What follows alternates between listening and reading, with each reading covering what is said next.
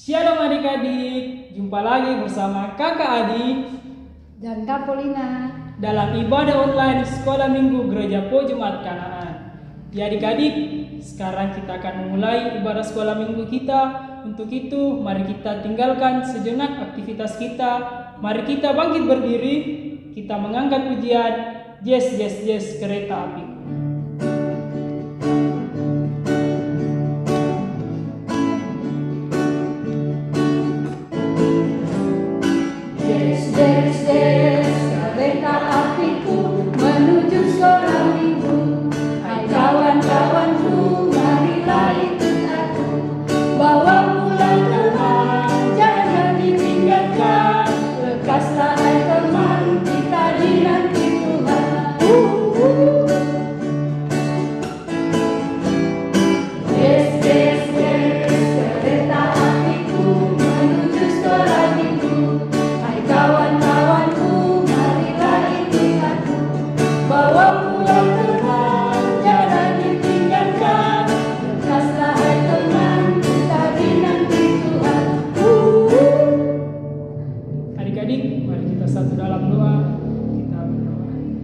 Segala puji syukur kami panjatkan kehadirat-Mu Tuhan, karena begitu besar kasih-Mu kepada kami, sehingga kami anak-anak-Mu bisa terus melakukan ibadah sekolah minggu kami.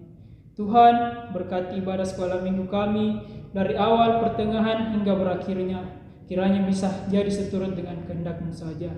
Dalam nama Tuhan Yesus kami sudah berdoa. Amin. Ya adik-adik, silakan duduk kembali. Ya adik-adik masih semangat? Untuk itu, mari kita mengangkat pujian Allahku besar.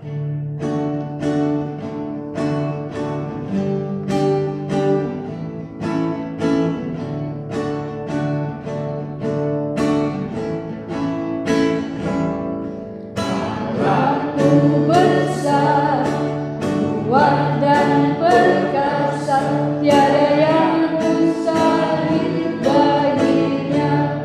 Oh, Allahku besar, kuat dan perkasa, tiada yang mustahil baginya. Oh, gunung miliknya, sungai miliknya, bintang-bintang ciptaannya. Ya adik-adik, sekarang kita akan menghafal ayat hafalan. Ya, ayat hafalan terdapat pada Matius pasal 4 ayat 4, berbunyi demikian. Tetapi Yesus menjawab, ada tertulis, manusia hidup bukan dari roti saja, tetapi dari setiap firman yang keluar dari mulut Allah. Amin. Adik-adik, tiba saatnya kita akan bawa persembahan. Untuk itu, adik-adik siapkan persembahannya. Kita akan iringi lagu persembahan kita dengan bernyanyi bersyukur kepada Tuhan.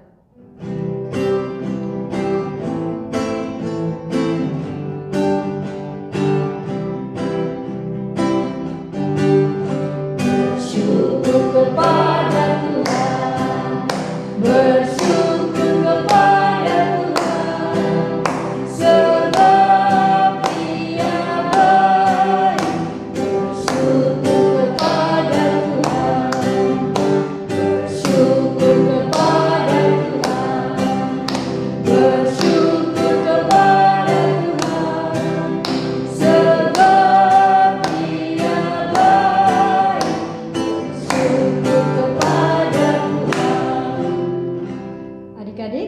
kita berdoa untuk persembahan kita. Kita berdoa.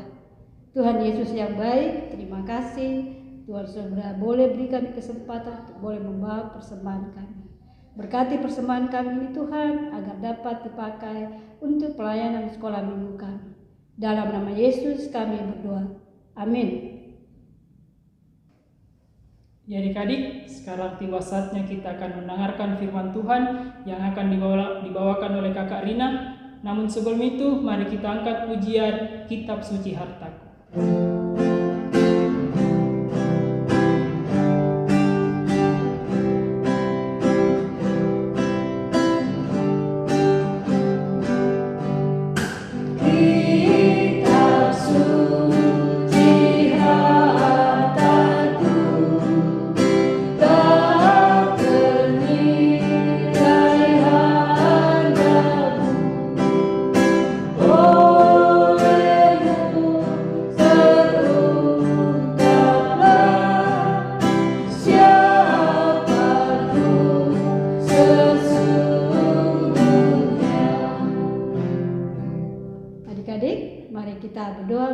Sebelum mendengarkan firman Tuhan, kita berdoa.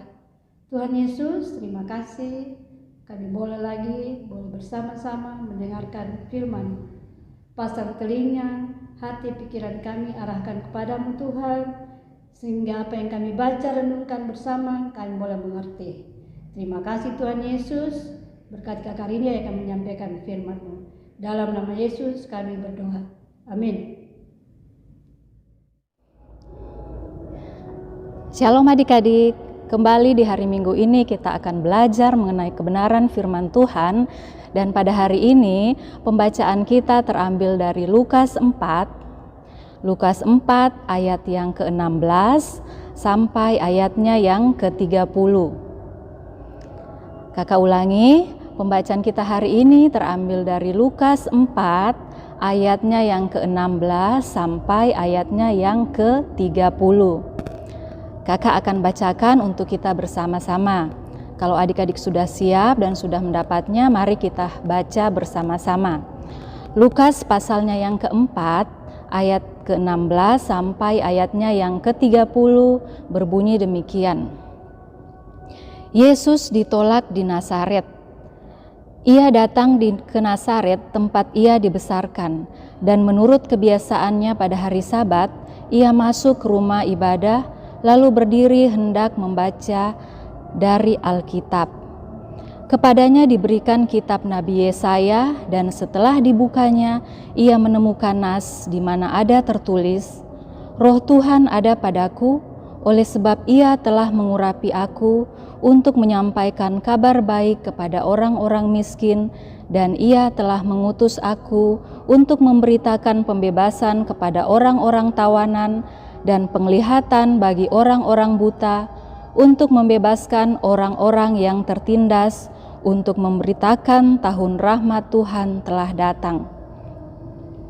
Kemudian ia menutup kitab itu, memberikannya kembali kepada pejabat, lalu duduk, dan mata semua orang dalam rumah ibadah itu tertuju kepadanya. Lalu ia memulai mengajar mereka, katanya, pada hari ini genaplah nas ini sewaktu kamu mendengarnya. Dan semua orang itu membenarkan dia, dan mereka heran akan kata-kata yang indah yang diucapkannya. Lalu kata mereka, bukankah ia ini anak Yusuf? Maka berkatalah ia kepada mereka, tentu kamu akan mengatakan pepatah ini kepadaku, hai tabib, sembuhkanlah dirimu sendiri. Perbuatlah di sini juga, di tempat asalmu ini, segala yang kami dengar yang telah terjadi di Kapernaum. Dan katanya lagi, aku berkata kepadamu, sesungguhnya tidak ada nabi yang dihargai di tempat asalnya. Dan aku berkata kepadamu, dan kataku ini benar, pada zaman Elia terdapat banyak perempuan janda di Israel ketika langit tertutup selama 3 tahun dan 6 bulan, dan ketika bahaya kelaparan yang hebat menimpa seluruh negeri. Tetapi Elia diutus bukan kepada salah seorang dari mereka, melainkan kepada seorang perempuan janda di Sarfat di tanah Sidon. Dan pada zaman Nabi Elisa, banyak orang kusta di Israel, dan tidak ada seorang pun dari mereka yang ditahirkan selain daripada Naaman orang Syria itu. Mendengar itu sangat marahlah semua orang yang di rumah ibadah itu. Mereka bangun lalu menghalau Yesus keluar kota dan membawa dia ke tebing gunung tempat kota itu terletak untuk melemparkan dia dari tebing itu. Tetapi ia berjalan lewat dari tengah-tengah mereka lalu pergi. Ya adik-adik, demikianlah pembacaan kita pada hari ini.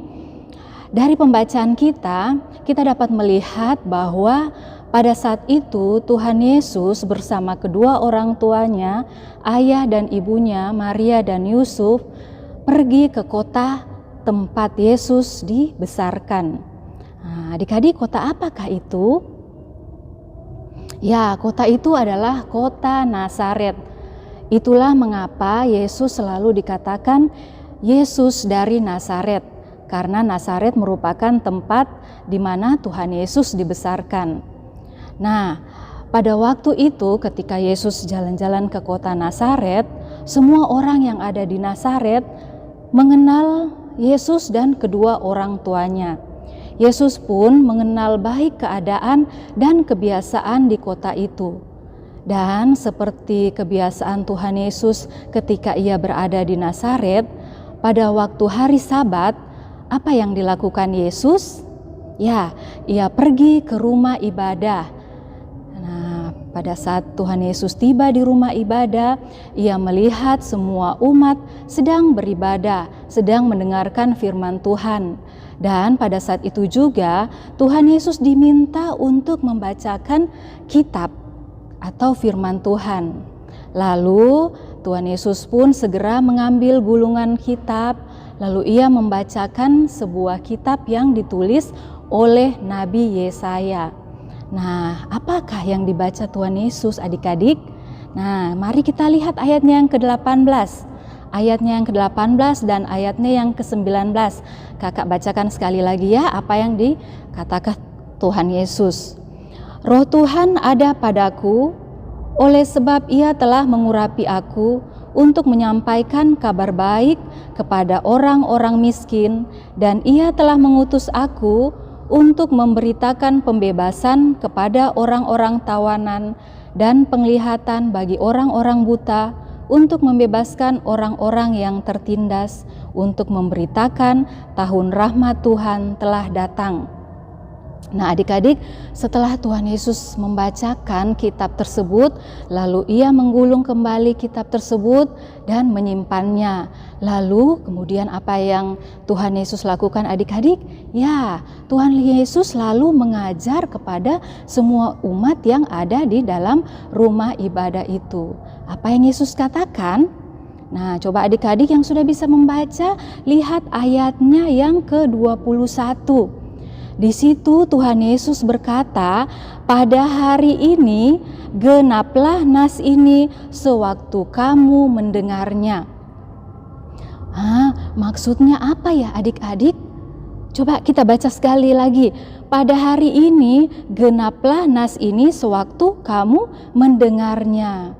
Nah adik-adik, maksudnya ayat firman Tuhan yang telah Yesus baca tadi, yang ditulis oleh Nabi Yesaya, bahwa roh Tuhan itu ada pada Yesus. Yesus diurapi oleh Allah, Yesus diutus oleh Allah ke dalam dunia untuk memberitakan kabar baik, untuk membawa kabar keselamatan. Jadi terbukti bahwa Yesus adalah Mesias yang datang ke dunia untuk menyelamatkan manusia, umat yang berdosa.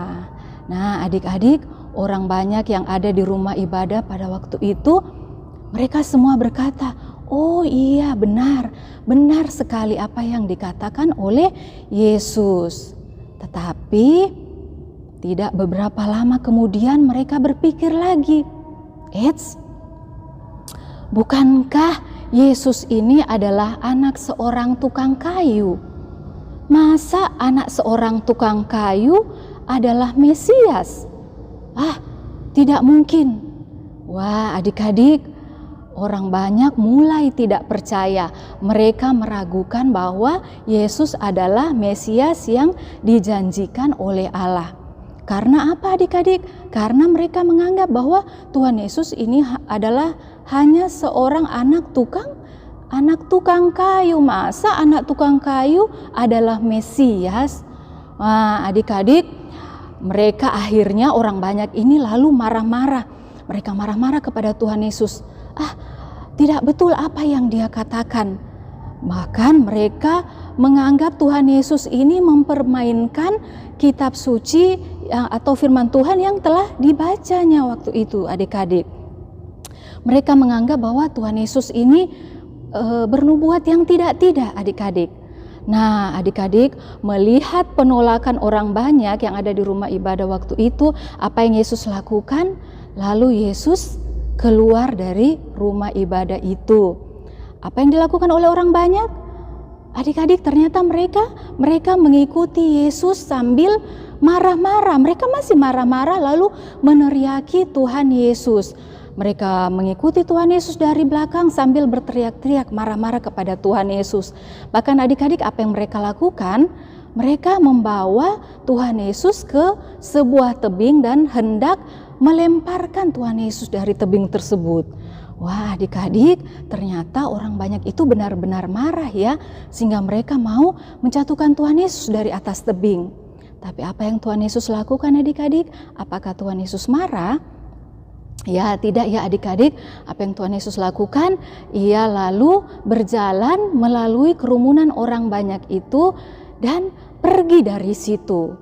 Lalu kemanakah Tuhan Yesus, adik-adik? Ya, Tuhan Yesus pergi keluar dari kota Nazaret.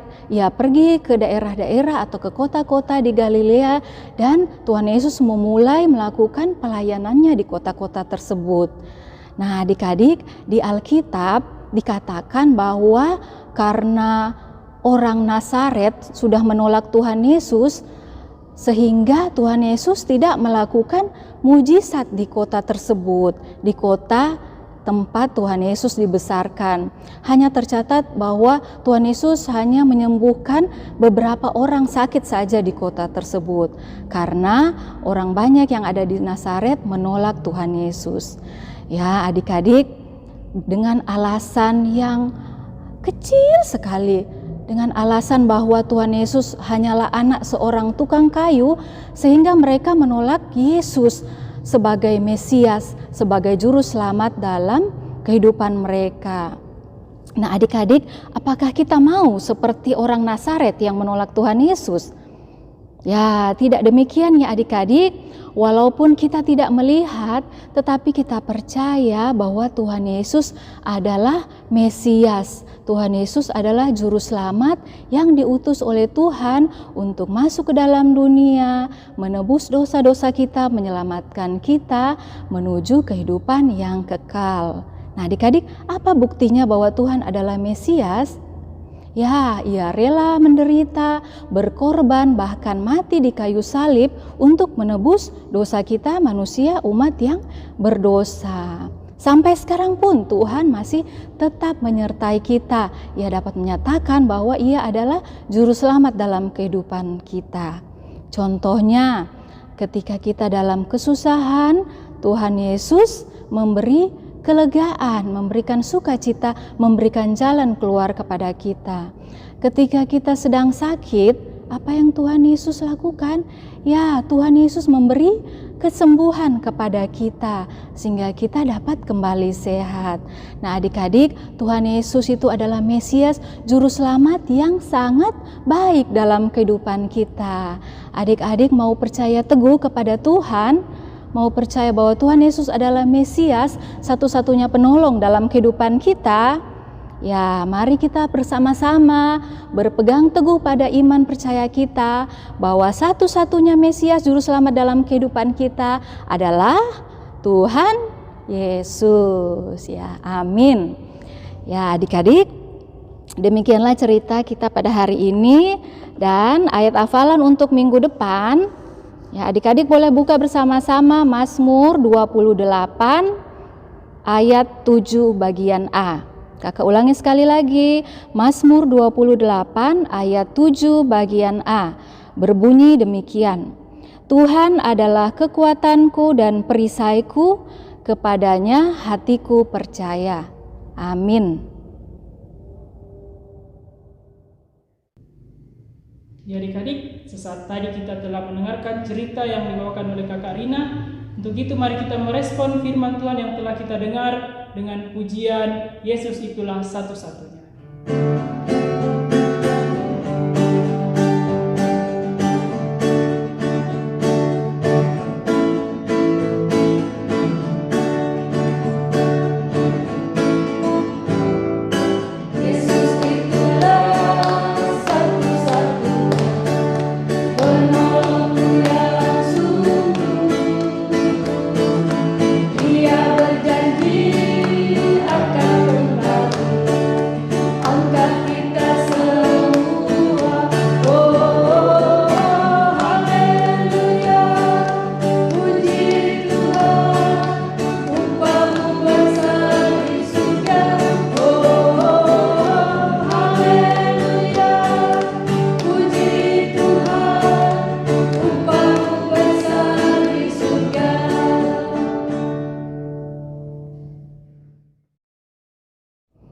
Ya, adik-adik, mari kita berdoa.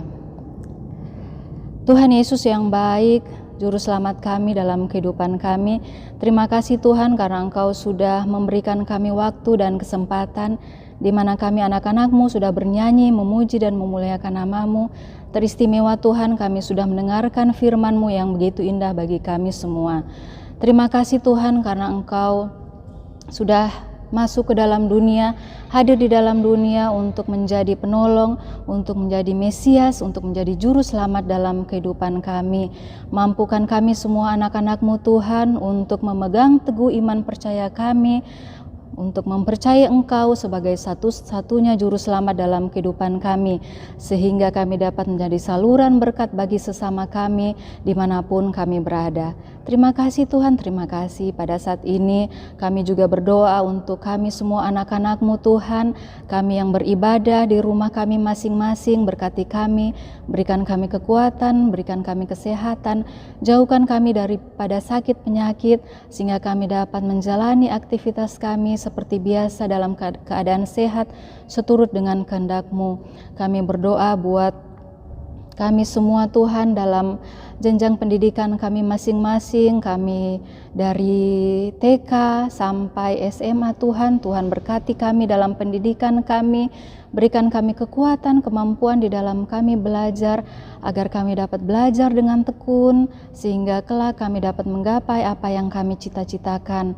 Kami juga berdoa untuk kami semua Tuhan dalam pergaulan hidup kami sehari-hari, dimanapun kami berada, baik itu di rumah, di lingkungan tetangga, dan di lingkungan sekolah, kiranya kami dapat menjadi saluran berkat demi hormat dan kemuliaan akan nama Tuhan. Pada saat ini Tuhan, kami juga berdoa menyerahkan kedua orang tua kami, Mama dan Papa, yang dengan setia mendidik, merawat, mengasuh kami, mencukupkan segala kebutuhan hidup kami. Tuhan, berilah mereka kekuatan kesehatan, berikan mereka hikmat di dalam mereka mendidik kami dalam pengenalan takut akan Engkau, sehingga mereka dapat mendidik kami dengan baik seturut dengan kehendak-Mu. Tuhan, berkati mereka dalam mereka bekerja, dalam mencukupi kebutuhan hidup kami sehari-hari. Kiranya mereka selalu mengandalkan Tuhan dalam mereka melakukan setiap tugas dan tanggung jawab mereka masing-masing. Pada saat ini Tuhan, kami berdoa menyerahkan teman-teman kami yang berulang tahun. Tuhan, berkati mereka atas ketambahan usia yang Tuhan sudah karuniakan dalam kehidupan mereka. Kiranya di usia yang baru mereka semakin bertambah-tambah dalam iman dan pengharapan hanya kepadamu. Kami juga menyerahkan teman-teman kami yang mungkin saat ini dalam keadaan sakit. Mari Tuhan, Engkau melawat mereka, Engkau menyembuhkan mereka, sehingga sakit yang mereka alami dapat disembuhkan, sehingga mereka dapat kembali melakukan aktivitas mereka dalam keadaan sehat seturut dengan kehendak Tuhan. Terima kasih Tuhan, kami juga menyerahkan pemerintahan kami, bangsa dan negara kami yang saat ini berada dalam keadaan yang sangat mengemas bagi kami Tuhan, tapi kami percaya bahwa Tuhan akan menolong kami, memberkati kami Tuhan, khususnya negara kami ini, bangsa dan negara kami, sehingga kami dapat keluar dari penderitaan ataupun bencana alam yang terjadi. Kami yakin dan percaya bahwa Tuhan mempunyai maksud dan rencana yang indah dalam kehidupan kami semua. Terima kasih Tuhan, kehidupan kami ke depan, dalam seminggu ke depan kami serahkan semuanya hanya ke dalam tangan pengasihan-Mu. Kami tidak tahu apa yang akan terjadi kepada kami, namun kami percaya bahwa Tuhan akan selalu menyertai kami. Inilah doa kami Tuhan, ampuni segala dosa dan pelanggaran kami, dengarkan kami yang berseru kepadamu di dalam nama anak-Mu Yesus Kristus yang adalah Tuhan dan Juru Selamat kami yang hidup. Amin. Ya adik-adik, untuk mengakhiri seluruh rangkaian ibadah kita, mari kita bangkit berdiri, kita mengangkat pujian, kasihnya seperti sungai.